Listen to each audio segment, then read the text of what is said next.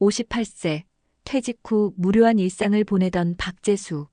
그런데 옆집에 이사 온 한 여자가 그의 평범했던 삶을 완전히 바꿔놓았습니다. 인생 후반부에 찾아온 예상치 못한 감정. 하지만 그것이 가져온 대가는 상상했던 것보다 훨씬 혹독했습니다.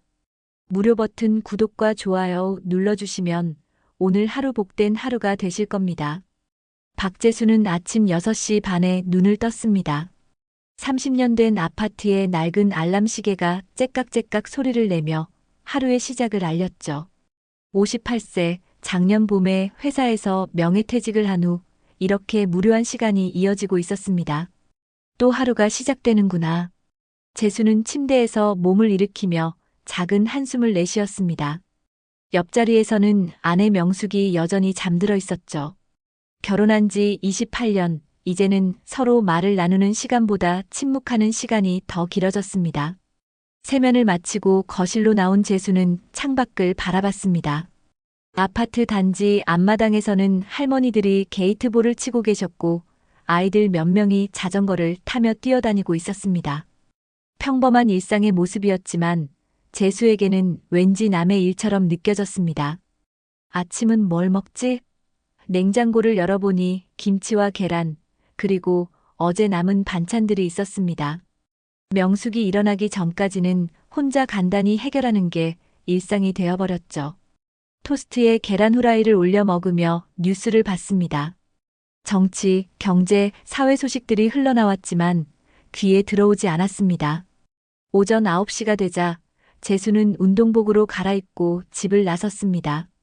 아파트 단지 관리소에서 보조 업무를 보는 일이었죠. 정식 직원은 아니지만 단지 주민들의 민원을 접수받고 시설 점검을 도와주는 일들을 했습니다. 월급은 많지 않았지만 집에만 있으면 답답해서 시작한 일이었습니다. 안녕하세요, 재수 씨. 관리소장 김 과장이 먼저 인사를 건넸습니다. 오늘은 3동 엘리베이터 점검이 있어요. 주민들한테 공지 좀 부탁드릴게요. 네, 알겠습니다. 재수는 고개를 끄덕이며 업무에 들어갔습니다. 하지만 마음 한편으로는 이런 생각이 들었죠. 이게 내 인생의 전부인가? 매일 똑같은 일상의 반복 말이야. 점심시간이 되어 집으로 돌아왔습니다. 명숙이 차려놓은 식탁에는 된장찌개와 나물 반찬들이 놓여 있었습니다. 두 사람은 조용히 식사를 했습니다. 예전에는 하루 있었던 일들을 서로 이야기하곤 했는데 언제부터인가 이런 침묵이 자연스러워졌습니다. 아들 준호한테 전화 한번 해볼까? 재수가 조심스럽게 물었습니다. 뭘 그렇게 자주 전화해요? 바쁜 사람을 괜히 귀찮게 하지 말고. 명숙의 대답은 차가웠습니다. 준호는 부산에서 회사를 다니고 있었습니다. 결혼한 지 3년이 되었지만 집에 오는 일은 명절 정도뿐이었죠. 오후에 다시 관리소에 나간 재수는 주민들의 민원을 처리하며 시간을 보냈습니다. 수도꼭지 고장, 현관문 잠금 장치 문제, 주차 관련 불만 등 소소한 일들이었지만 나름대로 보람을 느꼈습니다. 적어도 누군가에게는 필요한 사람이라는 생각이 들었거든요. 저녁 6시 하루 일과를 마치고 집으로 돌아왔습니다. 아파트 복도를 걸으며 각 집에서 들려오는 소리들을 들었습니다. 아이들 웃음소리, 설거지하는 소리, 텔레비전 소리. 모두들 각자의 저녁 시간을 보내고 있었습니다. 집에 들어서니 명숙이 저녁 준비를 하고 있었습니다. 고생하셨어요. 간단한 인사를 나누고는 또다시 침묵이 흘렀습니다. 저녁 식사도 점심과 마찬가지로 조용했습니다. 에휴, 밥은 대충 찌개 끓여놓고 먹어야지. 재수는 혼잣말을 중얼거렸습니다. 명숙이 설거지를 하는 동안 거실에서 텔레비전을 켰습니다. 저녁 드라마가 시작되고 있었죠. 밤 9시가 되자 냉장고에서 소주 한 병을 꺼내왔습니다. 혼자 마시는 술이 습관이 되어버렸습니다. 드라마를 보며 소주를 홀짝홀짝 마셨습니다. 화면 속 주인공들의 사랑 이야기를 보며 재수는 자신의 젊은 시절을 떠올렸습니다. 나도 저랬던 때가 있었는데. 명숙과 처음 만났던 순간, 결혼식 날의 설렘, 준호가 태어났을 때의 기쁨. 하지만 이제는 모두 먼 과거의 일처럼 느껴졌습니다. 소주 한 병을 다 마실 즈음 재수는 깊은 한숨을 내쉬었습니다. 겉으로는 조용해 보였지만 속은 공허했습니다.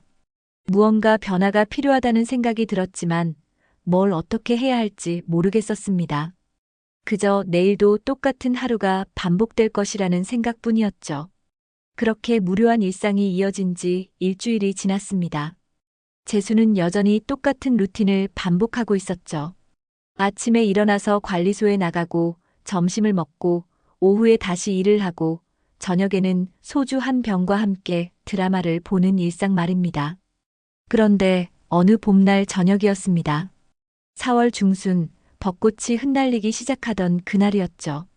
재수는 평소와 다름없이 관리소 일을 마치고 집으로 돌아가고 있었습니다. 아파트 엘리베이터를 타고 12층에 내려서는 순간 뭔가 달라진 분위기를 느꼈습니다.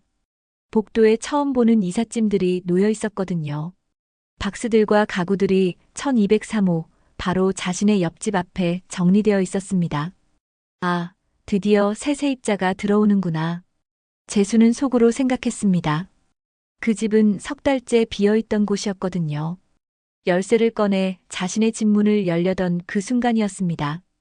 옆집 현관문이 열리면서 한 여자가 나타났습니다. 재수는 순간적으로 숨이 멎는 것 같았습니다. 그녀는 긴 웨이브 머리를 어깨 뒤로 자연스럽게 흘러내린 채 은은하게 빛나는 눈빛으로 재수를 바라보고 있었습니다. 키는 165cm 정도, 단정한 베이지색 가디건에 검은색 슬랙스를 입고 있었습니다. 나이는 40대 후반 정도로 보였지만 어딘지 모르게 우아한 분위기가 감돌았죠. 무엇보다 그녀의 눈빛에는 깊은 슬픔과 동시에 따뜻함이 함께 있었습니다. 안녕하세요. 그녀가 먼저 인사를 건넸습니다.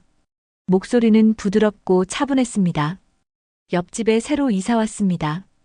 이선영이라고 합니다. 잘 부탁드려요. 재수는 한동안 말을 하지 못했습니다. 가슴이 두근거리기 시작했거든요. 언제부터였을까요? 이런 설렘을 느껴본 게 말입니다. 아마도 20대 후반 명숙과 연애하던 시절 이후로는 처음이었을 겁니다. 아, 네, 예. 재수는 더듬거리며 대답했습니다. 저는 박재수라고 합니다.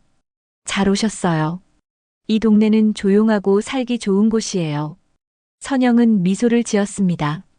그 미소가 재수의 마음에 깊숙이 박혔습니다. 그렇군요. 다행이네요. 혼자 사는 거라 조용한 곳을 찾고 있었거든요.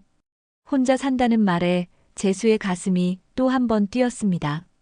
왜 그런 반응을 보이는지 스스로도 이해할 수 없었지만 어쩌지 기분이 좋아졌습니다. 이삿짐이 많으시네요. 도움이 필요하시면 언제든 말씀하세요. 재수가 말했습니다. 고맙습니다.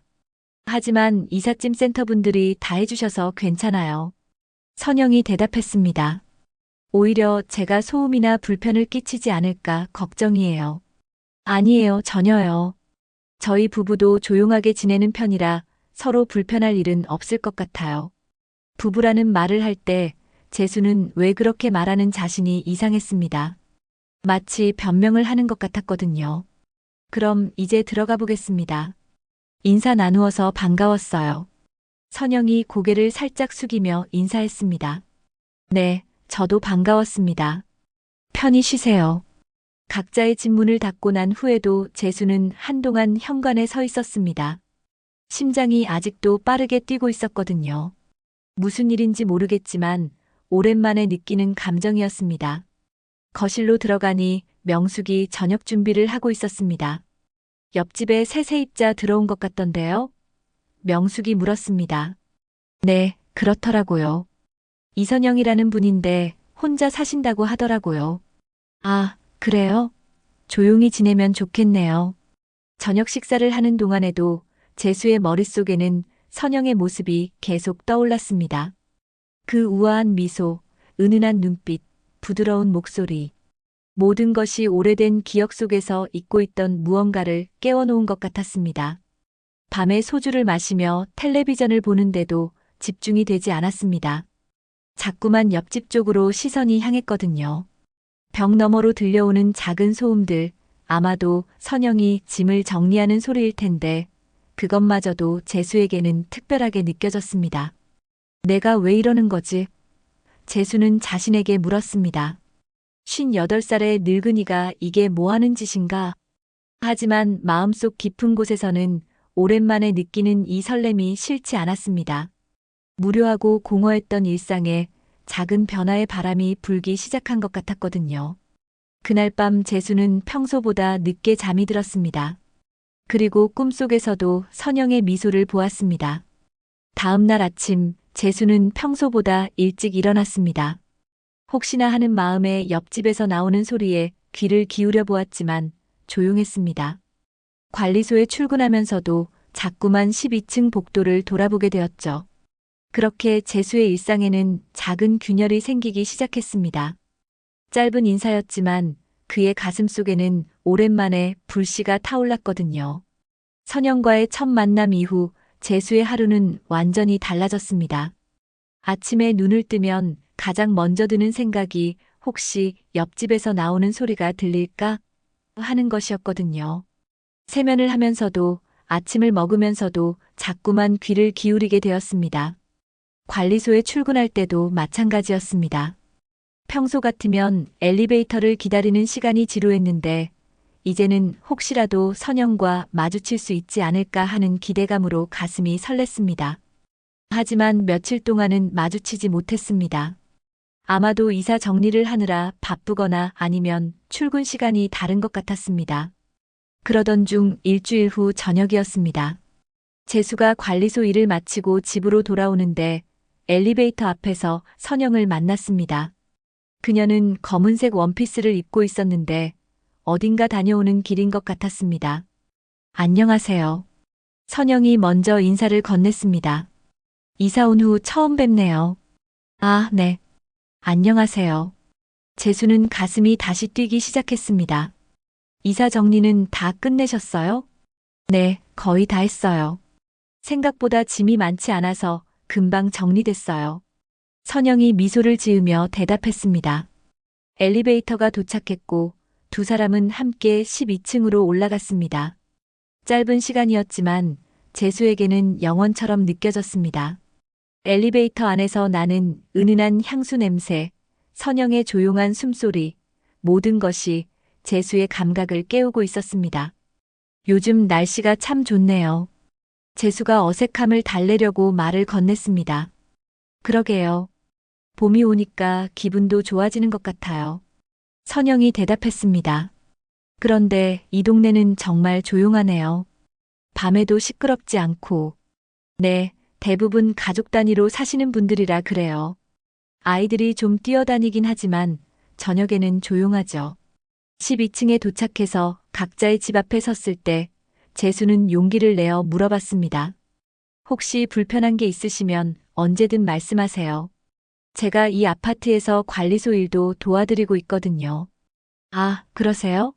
그럼 더 든든하네요. 선영의 눈에 고마움이 담겨 있었습니다. 사실 혼자 사는 게 처음이라 걱정이 많았는데 다행이에요. 혼자 사는 게 처음이라는 말에 재수는 궁금증이 생겼습니다. 하지만 자세히 묻기는 어려웠죠. 그럼 들어가 보겠습니다. 좋은 저녁 되세요. 네, 고생하셨어요. 그날 밤 재수는 소주를 마시면서도 계속 선영의 말을 곱씹어 봤습니다. 혼자 사는 게 처음이라고 했는데 그럼 전에는 누군가와 함께 살았다는 뜻인가? 호기심이 생겼지만 함부로 추측하지는 않으려고 했습니다. 다음 날부터 재수는 의식적으로 선영과 마주칠 기회를 만들기 시작했습니다. 평소 같으면 쓰레기를 아무 때나 버렸는데 이제는 저녁 시간에 맞춰서 버리러 나갔습니다. 엘리베이터를 탈 때도 평소보다 천천히 움직였고 복도를 지날 때도 발소리를 내며 걸었습니다. 그런 노력이 통했는지 며칠 후 쓰레기장에서 선영과 마주쳤습니다. 그녀도 분리수거를 하러 나온 참이었습니다. 아이고, 날씨가 쌀쌀하네요. 재수가 먼저 말을 걸었습니다.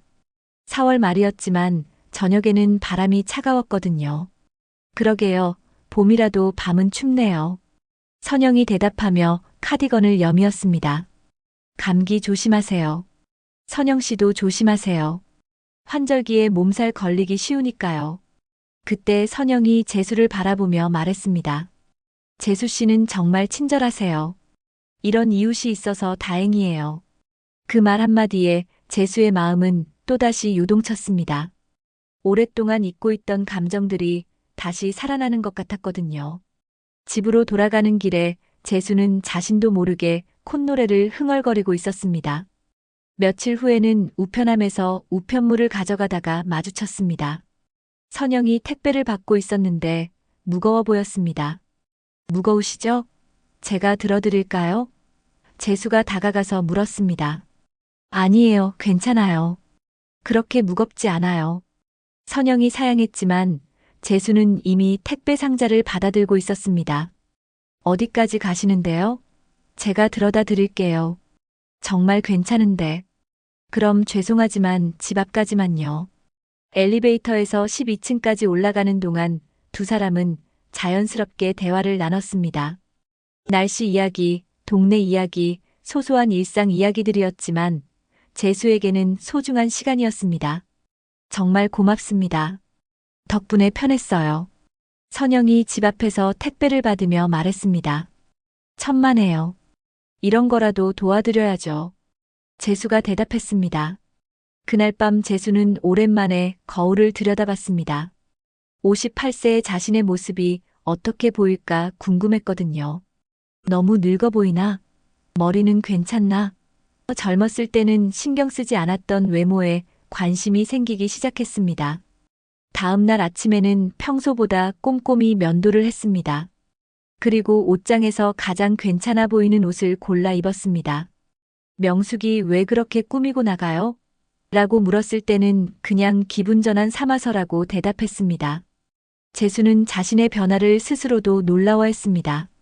몇 주 전만 해도 무료하고 공허했던 일상이 이제는 기대감으로 가득 찼거든요.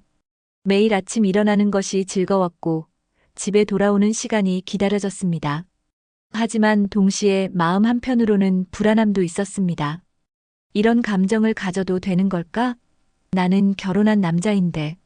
하지만 그런 생각은 선영의 미소를 떠올리면 금세 사라져 버렸습니다. 그렇게 재수의 생활은 조금씩 달라져 갔습니다. 마치 젊은 시절로 돌아간 듯한 설렘을 느끼며 하루하루를 보내고 있었습니다. 선영과의 만남이 잦아지면서 재수의 일상은 완전히 바뀌었습니다. 하지만 세상에 비밀이 어디 있겠습니까? 아파트라는 곳은 특히 주민들의 시선이 예민한 공간이었거든요. 재수가 선영과 자주 마주치는 모습을 눈여겨본 사람들이 하나둘 생기기 시작했습니다. 먼저 눈치챈 사람은 같은 층에 사는 김영자 씨였습니다. 1205호에 사는 60대 주부로 동네 소식통 역할을 자처하는 분이었죠. 어느 날 아침 엘리베이터에서 재수와 마주쳤을 때였습니다. 재수 씨, 요즘 옆집 새로운 분이랑 자주 보시나 봐요? 김영자 씨가 의미심장한 미소를 지으며 물었습니다. 네. 아, 그냥. 같은 층에 사니까 가끔 마주치죠. 재수는 당황하며 대답했습니다. 그런가요? 그런데 참 젊어 보이시더라고요. 그분, 혼자 사신다면서요? 재수는 불편함을 느꼈지만 애써 담담하게 대답했습니다. 네, 그런 것 같더라고요. 하지만 김영자 씨의 시선은 계속 재수를 따라다녔습니다. 그리고 며칠 후부터는 다른 주민들 사이에서도 소문이 돌기 시작했습니다. 1202호 집주인 아저씨, 옆집 새 여인네랑 요즘 자주 마주친다더라. 정말요? 그런데 그분 안에 있지 않나요? 그러게요. 조심해야 할 텐데. 소문은 눈덩이처럼 불어났습니다. 처음에는 단순히 자주 마주친다는 정도였는데 점차 친하게 지낸다, 수상하다는 식으로 변해갔습니다. 아파트 관리소에서도 이런 이야기들이 오가기 시작했죠. 재수 씨, 주민들이 좀 그러던데요. 관리소장 김 과장이 조심스럽게 말을 꺼냈습니다. 옆집 새 세입자분이랑 뭐 그런 이야기가 있더라고요. 무슨 말씀이세요? 재수는 얼굴이 빨개졌습니다. 아니, 그냥 주의하시라는 뜻이에요. 아파트에서는 소문이 빨리 퍼지잖아요. 그 소문은 결국 명숙의 귀에까지 들어갔습니다. 어느 날 저녁 재수가 관리소 일을 마치고 집에 돌아왔을 때였습니다. 명숙이 심각한 표정으로 거실에 앉아 있었습니다. 당신 잠깐 앉아봐요. 명숙의 목소리에는 차가운 기운이 담겨 있었습니다. 왜 그래? 재수는 불안한 마음으로 소파에 앉았습니다. 옆집 여자랑 뭐 있는 거 아냐? 명숙이 직설적으로 물었습니다. 무슨 소리야? 재수는 깜짝 놀라며 부인했습니다. 그냥 이웃일 뿐이야. 이웃?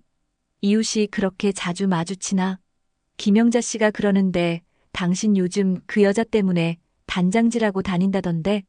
재수는 말문이 막혔습니다. 실제로 선영을 만날 수 있을까 하는 기대감으로 평소보다 신경 써서 옷을 입고 나갔던 게 사실이었거든요. 정말 아무것도 아니야. 그냥 같은 층 이웃으로 인사 나누는 정도라고. 그래.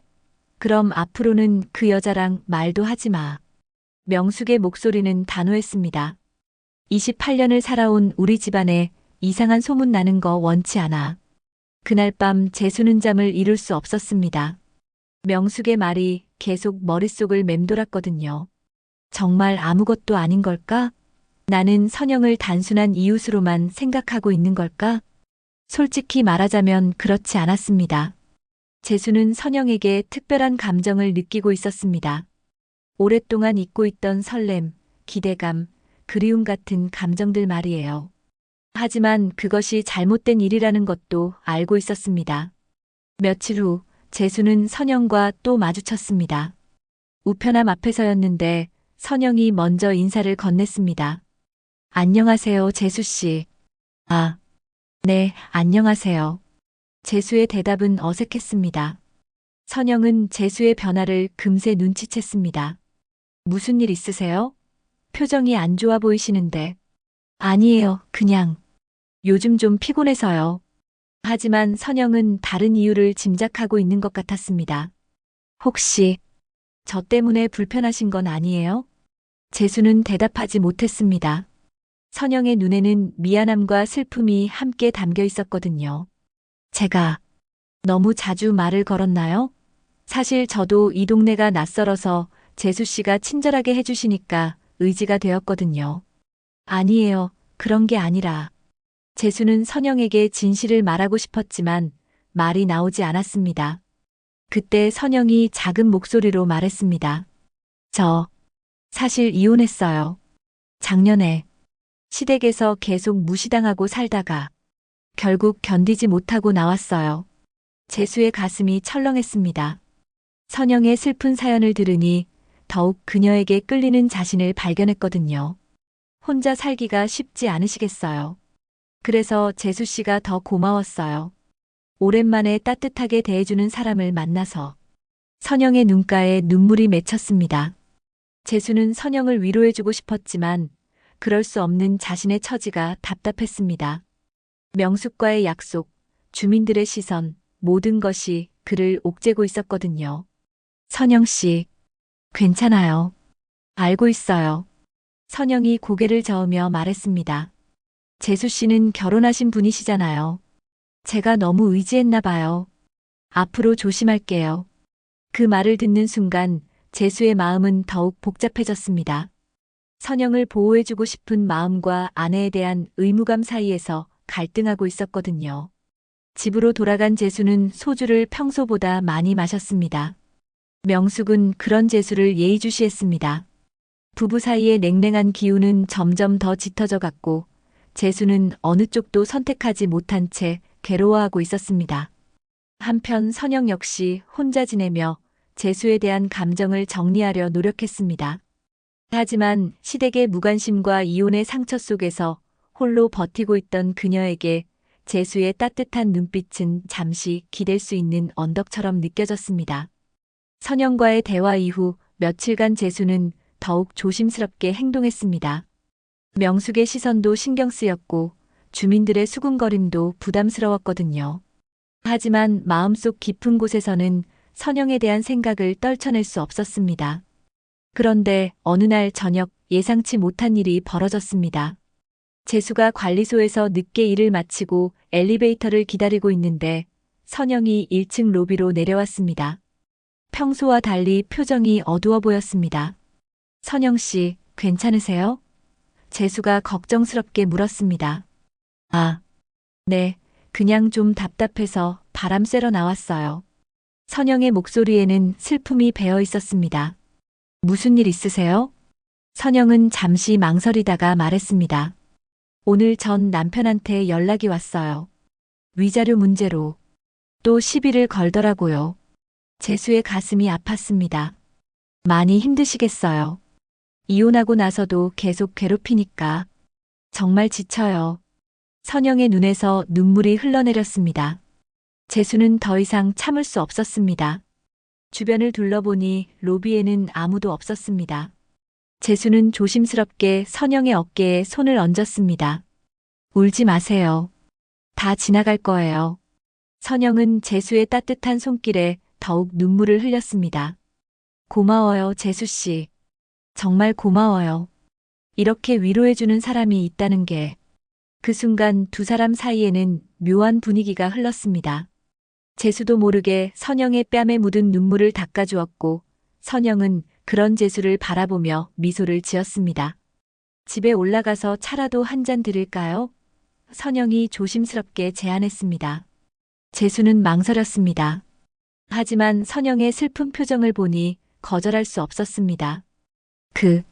그럼 잠깐만요. 두 사람은 조용히 12층으로 올라갔습니다. 선영의 집은 깔끔하게 정리되어 있었지만 어딘지 모르게 쓸쓸한 느낌이 들었습니다. 가족 사진도 없었고 개인적인 물건들도 많지 않았습니다. 차 드실까요? 선영이 물었습니다. 네, 고맙습니다. 선영이 차를 준비하는 동안 재수는 거실을 둘러봤습니다. 작은 화분 몇 개와 책들이 전부였습니다. 정말 홀로 사는 사람의 집 같았습니다. 여기 앉으세요. 선영이 차를 가져와서 소파에 앉았습니다. 두 사람은 나란히 앉아 차를 마시며 대화를 나눴습니다. 처음에는 일상적인 이야기였지만 점차 개인적인 이야기로 넘어갔습니다. 재수 씨는 결혼 생활이 행복하세요? 선영이 조심스럽게 물었습니다. 재수는 잠시 말을 잇지 못했습니다. 글쎄요. 행복하다고 할 수 있을까요? 그냥 익숙한 거죠. 익숙한 거요? 28년을 함께 살았는데 어느 순간부터 서로에게 관심이 없어졌어요. 그냥 같은 집에 사는 남남 같은 느낌이랄까? 선영은 고개를 끄덕였습니다. 저도 그랬어요. 남편이랑 살 때 사랑보다는 의무감으로 살았던 것 같아요. 그래서 이혼하신 거군요. 네. 더 이상 견딜 수 없었어요. 시댁에서는 아이를 못 낳는다고 구박했고 남편은 저를 전혀 보호해주지 않았거든요. 재수는 선영의 손을 바라봤습니다. 가늘고 예쁜 손이었지만 고생의 흔적이 보였습니다. 많이 힘드셨겠어요. 재수 씨를 만나고 나서야 조금 위로가 됐어요. 오랜만에 따뜻하게 대해주는 사람을 만나서. 그때 선영이 재수의 손을 살짝 잡았습니다. 재수의 심장이 빠르게 뛰기 시작했습니다. 선영 씨, 재수 씨도 외로우시죠? 저랑 비슷한 마음이실 것 같아요. 재수는 대답 대신 선영의 손을 꽉 잡았습니다. 두 사람은 서로를 바라보며 가까워졌습니다. 오랫동안 잊고 있던 감정들이 되살아나고 있었습니다. 바로 그 순간이었습니다. 현관문이 거세게 두드려졌습니다. 선영 씨, 나와요. 명숙의 목소리였습니다. 두 사람은 깜짝 놀라 서로에게서 떨어졌습니다. 재수의 얼굴은 창백해졌습니다. 재수, 거기 있는 거 알아요. 나와요. 선영은 어쩔 줄 몰라 하며 재수를 바라봤습니다. 어떻게 하죠? 재수는 떨리는 손으로 문을 열었습니다. 명숙이 눈을 부라리며 서 있었습니다. 뒤에는 김영자 씨와 다른 주민들이 몇 명 더 있었습니다. 정말 여기 있었네. 명숙이 소리쳤습니다. 밤늦게 남의 집에 들어가서 뭐 하는 짓이야. 여보, 이건. 이 사람들. 정말 그런 사이였네. 김영자 씨가 끼어들었습니다. 순식간에 복도가 소란스러워졌습니다. 다른 집에서도 사람들이 나와 구경하기 시작했습니다. 저 오해해요. 선영이 떨리는 목소리로 말했습니다. 그냥 차 한 잔 드리려고. 차 한 잔? 밤 10시에? 명숙의 목소리는 더욱 높아졌습니다. 진정하세요. 정말 아무것도 아니에요. 재수가 말했지만 소용없었습니다. 28년 결혼 생활을 이따위로 만들어 놓고 명숙이 눈물을 흘리며 소리쳤습니다. 주민들의 시선이 따가웠습니다. 수근수근거리는 소리가 복도에 가득했습니다. 내일 주민회의에서 이 문제 제대로 다뤄야겠어요. 김영자 씨가 말했습니다. 재수는 절망감에 휩싸였습니다. 이제 되돌릴 수 없는 강을 건드린 것 같았습니다. 선영은 고개를 숙인 채 아무 말도 하지 못했습니다. 집으로 가요. 명숙이 재수의 팔을 잡아 끌었습니다. 집으로 돌아간 후 명숙과 재수는 밤새 싸웠습니다. 28년 결혼 생활 중 가장 큰 싸움이었습니다. 정말로 배신당한 기분이야. 명숙이 울며 소리쳤습니다. 내가 뭘 잘못했길래. 재수는 아무 말도 할 수 없었습니다. 선영과의 시간이 달콤했던 만큼 이제 치러야 할 대가는 혹독했습니다. 다음 날 아침 아파트 전체가 이 소식으로 들썩였습니다. 재수와 선영의 관계에 대한 소문이 확실한 사실로 바뀌어 버린 것입니다. 재수는 관리소에 나가기도 부끄러웠고 선영은 집 밖으로 나오지 않았습니다. 그리고 주민회의가 열리기로 했습니다. 이 문제를 공개적으로 다루겠다는 것이었습니다. 재수는 눈앞이 캄캄했습니다. 주민회의가 열리는 날이 다가왔습니다. 재수는 며칠째 제대로 잠을 이루지 못했습니다. 관리소에도 나가지 못했고 집안에서만 웅크리고 있었습니다. 명숙은 재수와 말을 섞지 않았고 집안의 분위기는 얼음장처럼 차가웠습니다. 주민회의 당일 저녁 1층 관리소 회의실에는 주민들이 모여들기 시작했습니다. 평소보다 참석자가 많았습니다. 모두들 이번 사건에 대해 궁금해하고 있었거든요.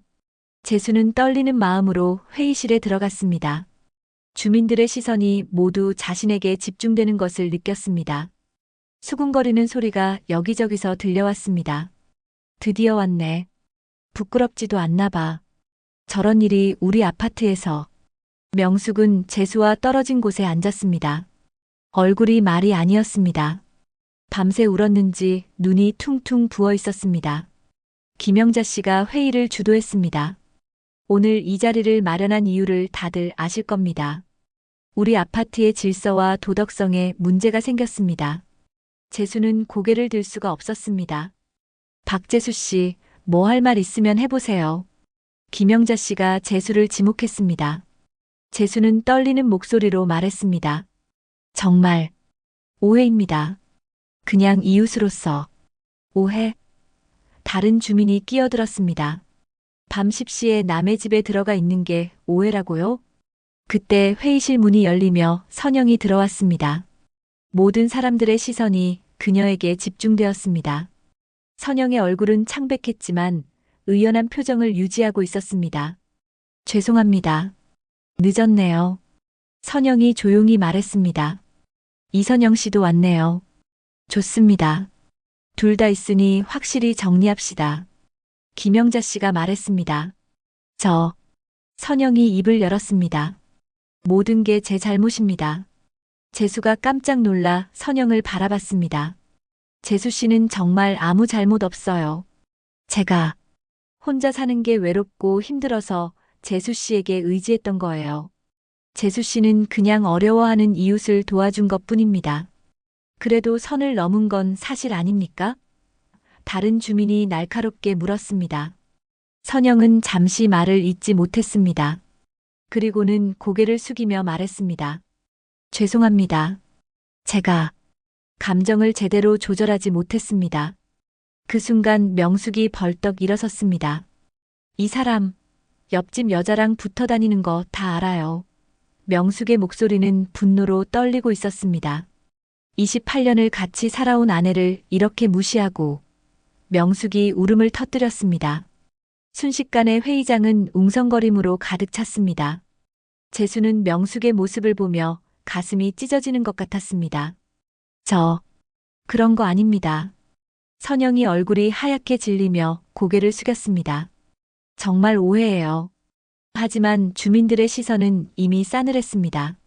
몇몇 주민들이 나서서 강하게 비난했습니다. 이런 일이 우리 아파트에서 일어나다니. 아이들 교육에도 안 좋아요. 조치를 취해야 합니다. 재수는 견딜 수 없었습니다. 그만하세요. 재수가 벌떡 일어서며 소리쳤습니다.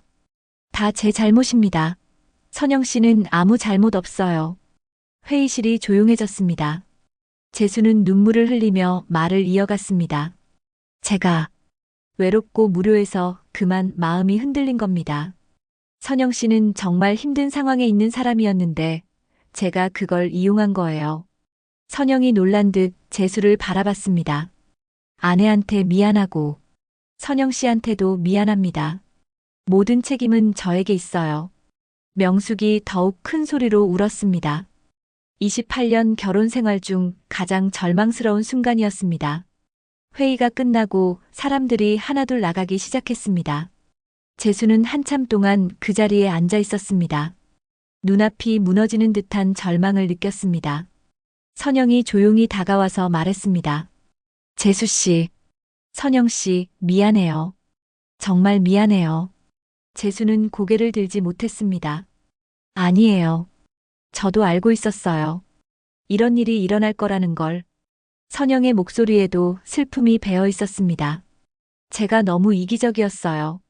명숙이만 생각했어야 하는데. 선영은 한참 동안 말하지 않았습니다. 그리고는 조용히 말했습니다. 재수 씨, 저도 사람 정에 목말랐던 건 사실이에요. 이혼하고 나서 너무 외로웠거든요. 재수가 고개를 들어 선영을 바라봤습니다.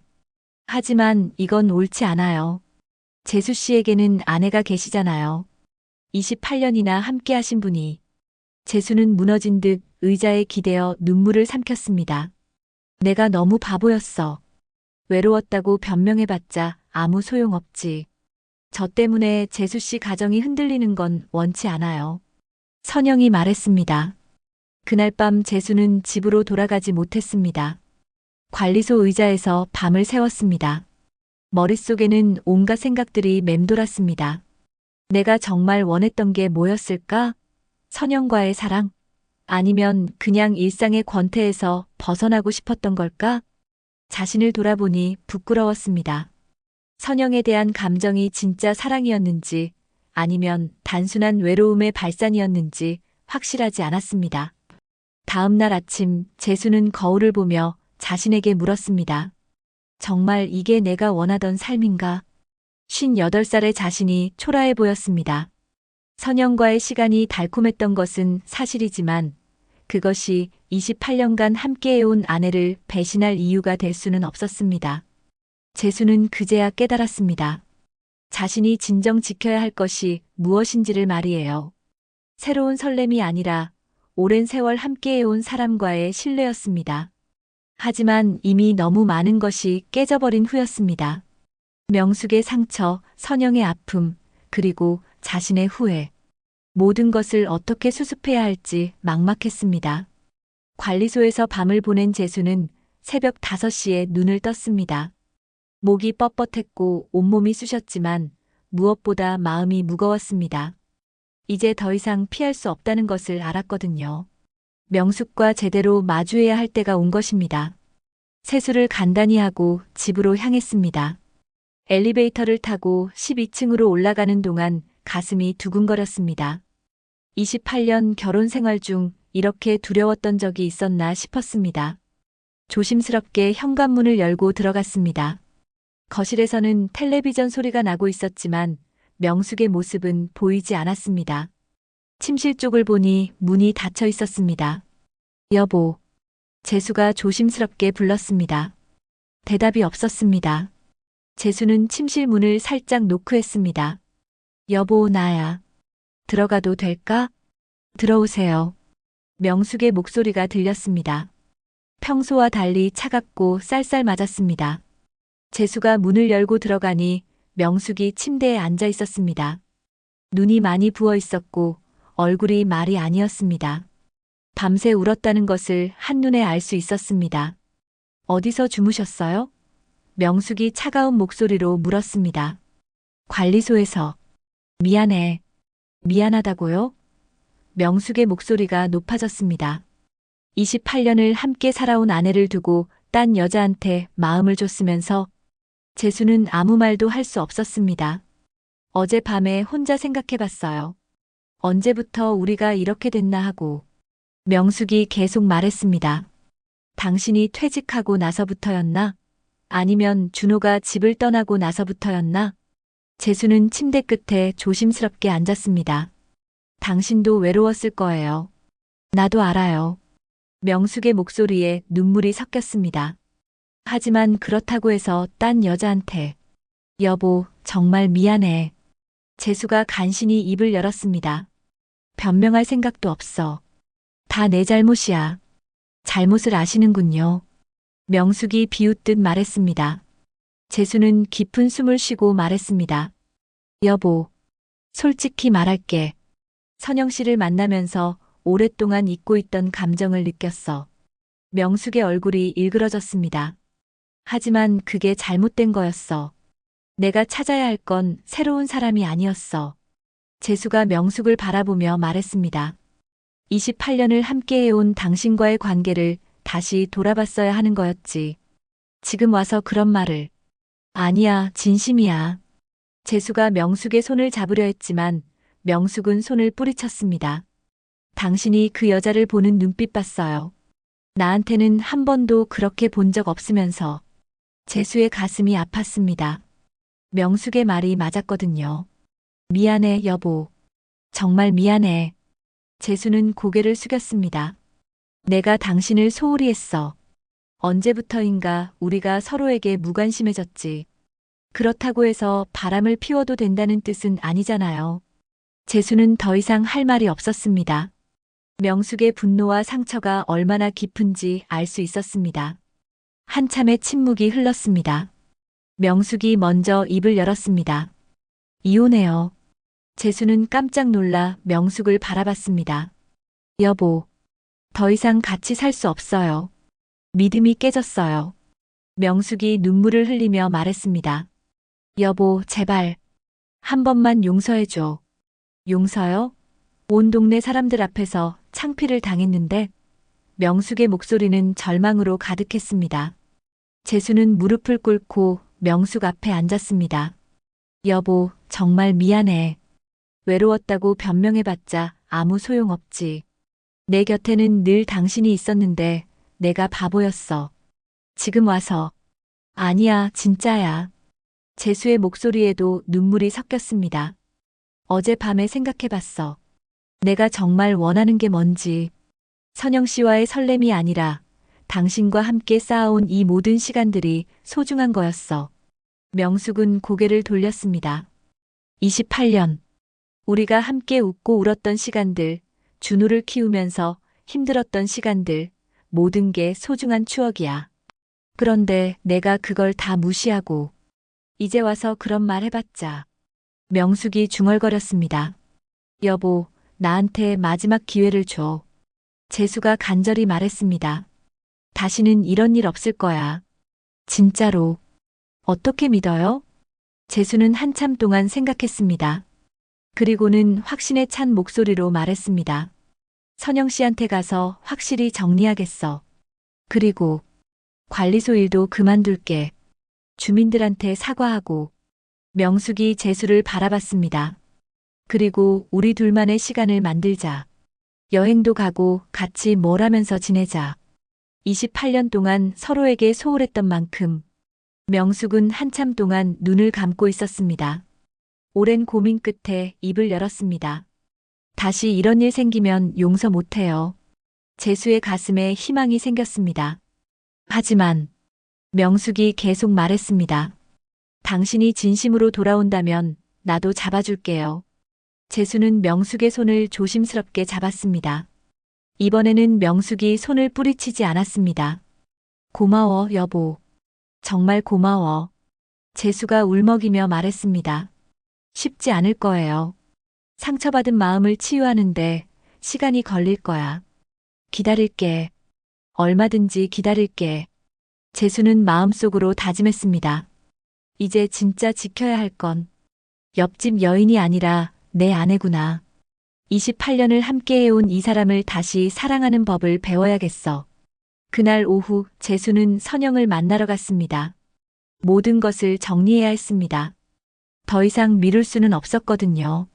선영 씨, 이야기 좀 할 수 있을까요? 선영은 재수의 표정을 보고 모든 것을 이해한 것 같았습니다. 조용히 고개를 끄덕였습니다.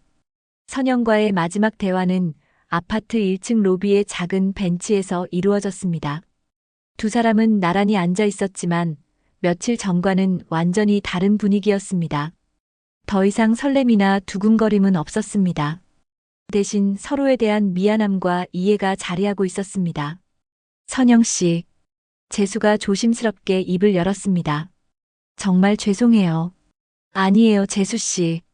선영이 고개를 저으며 말했습니다. 저도 알고 있었어요.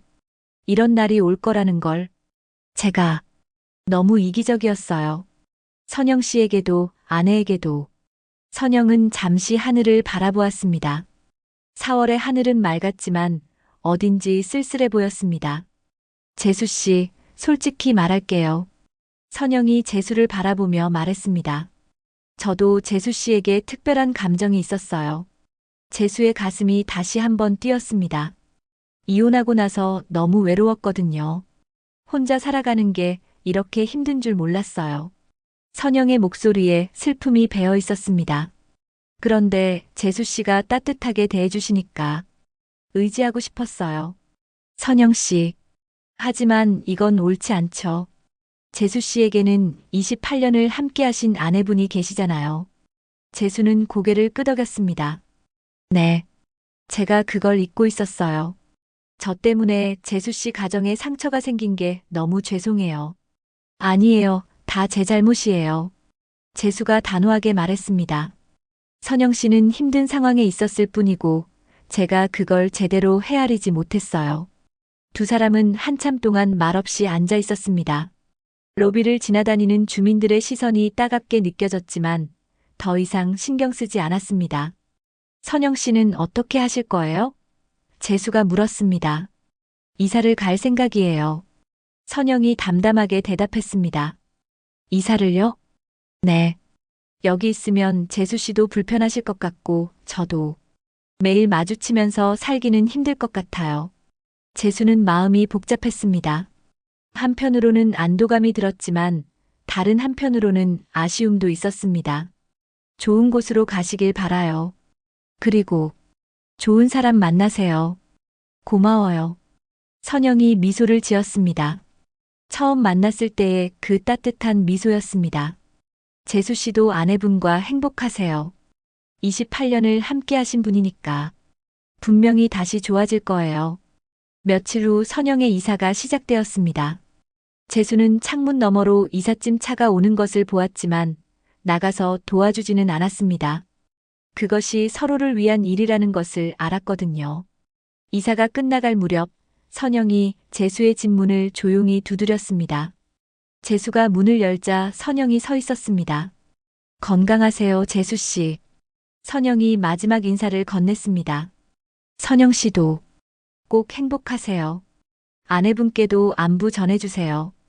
그리고 정말 죄송하다고. 재수는 고개를 끄덕였습니다. 선영이 돌아서 가는 모습을 보며 재수는 깊은 한숨을 내쉬었습니다. 끝이었습니다. 그날 저녁 재수는 명숙에게 선영이 이사 간 것을 알렸습니다. 다 끝났어요. 재수가 말했습니다. 명숙은 별다른 반응을 보이지 않았습니다. 하지만 표정이 조금 누그러진 것을 재수는 놓치지 않았습니다. 다음 날부터 재수는 새로운 일상을 시작했습니다. 관리소 일을 그만두기로 한 만큼 집에서 보내는 시간이 많아졌습니다. 처음에는 무엇을 해야 할지 몰랐지만 점차 명숙과 함께할 수 있는 일들을 찾기 시작했습니다. 여보, 시장이라도 같이 갈까? 재수가 조심스럽게 제안했습니다. 명숙은 잠시 망설이다가 고개를 끄덕였습니다. 그러죠. 시장에 나간 두 사람은 오랜만에 함께 장을 봤습니다. 무엇을 사 먹을지 의논하고 가격을 흥정하고 소소한 일상을 나누었습니다. 이거 어때? 오랜만에 갈치조림 해볼까? 명숙이 물었습니다. 좋지, 오랜만이네. 재수가 웃으며 대답했습니다. 집으로 돌아와서 명숙이 요리를 할 때 재수는 옆에서 도왔습니다. 전에는 부엌에 들어오지도 않았는데 이제는 설거지도 하고 재료도 손질했습니다. 당신 요리 솜씨가 있네. 명숙이 놀라며 말했습니다. 이제 배우는 거지, 뭐. 재수가 부끄러워하며 대답했습니다. 함께 식사를 하며 두 사람은 오랜만에 대화를 나눴습니다. 준호 이야기, 앞으로의 계획, 소소한 일상들. 오랫동안 잊고 있던 부부의 대화였습니다. 시간이 흘러 한 달이 지났습니다. 아파트 단지는 다시 평온을 되찾았습니다. 주민들의 수군거림도 점차 잠잠해졌고 재수와 명숙에 대한 관심도 사라져갔습니다. 재수는 새로운 취미를 찾았습니다. 아파트 단지 내 작은 텃밭에서 채소를 기르기 시작한 것입니다. 명숙도 처음에는 시큰둥했지만 나중에는 함께 나와서 물을 주고 잡초를 뽑았습니다. 상추가 이렇게 잘 자라네. 명숙이 신기해하며 말했습니다. 그러게, 생각보다 재미있어. 재수가 흙을 털어내며 웃었습니다. 어느 날 저녁 두 사람은 거실에서 함께 텔레비전을 보고 있었습니다. 예전처럼 각자 다른 생각에 잠겨 있는 것이 아니라 정말로 함께 드라마를 감상하고 있었습니다. 이 배우 연기 참 잘하네. 명숙이 말했습니다. 그러게, 감정 표현이 자연스러워. 재수가 동의했습니다. 그런 재수를 바라보던 명숙이 조용히 말했습니다. 당신 많이 변했어요. 그래. 재수가 명숙을 바라봤습니다. 예전에는 드라마 보면서 이런 이야기 안 했잖아요. 재수는 웃으며 대답했습니다. 나이 들어서 수다스러워진 건가? 아니에요. 명숙이 재수의 손을 잡았습니다. 진심으로 저와 시간을 보내려고 노력하는 게 보여요. 재수의 가슴이 따뜻해졌습니다. 이런 감정이 바로 진정한 사랑이라는 것을 깨달았습니다. 새로 피어나는 설렘이 아니라 오랜 세월 지켜온 신뢰와 이해에서 나오는 따뜻한 말입니다. 여보, 고마워. 용서해줘서. 재수가 진심으로 말했습니다. 이제 그런 말 하지 마요. 우리 다시 시작하는 거잖아요. 그날 밤 재수는 오랜만에 깊은 잠에 들었습니다. 꿈속에서 그는 젊은 시절의 명숙과 함께 웃고 있었습니다. 하지만 이번에는 그 꿈이 과거에 대한 그리움이 아니라 앞으로의 희망처럼 느껴졌습니다. 재수는 깨달았습니다. 진정한 사랑은 새로 피어나는 설렘이 아니라 오랜 세월 지켜온 눈물 어린 미소라는 것을. 그리고 58세에 찾은 이 깨달음이 어쩌면 인생에서 가장 소중한 선물일지도 모른다는 생각이 들었습니다.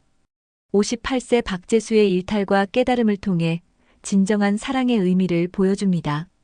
새로운 설렘에 흔들린 재수가 아내 명숙과의 28년 신뢰를 깨뜨리며 겪는 아픔 속에서 결국 오랜 세월 함께해온 사람과의 관계가 얼마나 소중한지 깨닫게 됩니다. 진정한 사랑은 새로 피어나는 설렘이 아니라 오랜 세월 지켜온 눈물 어린 미소라는 교훈을 전합니다.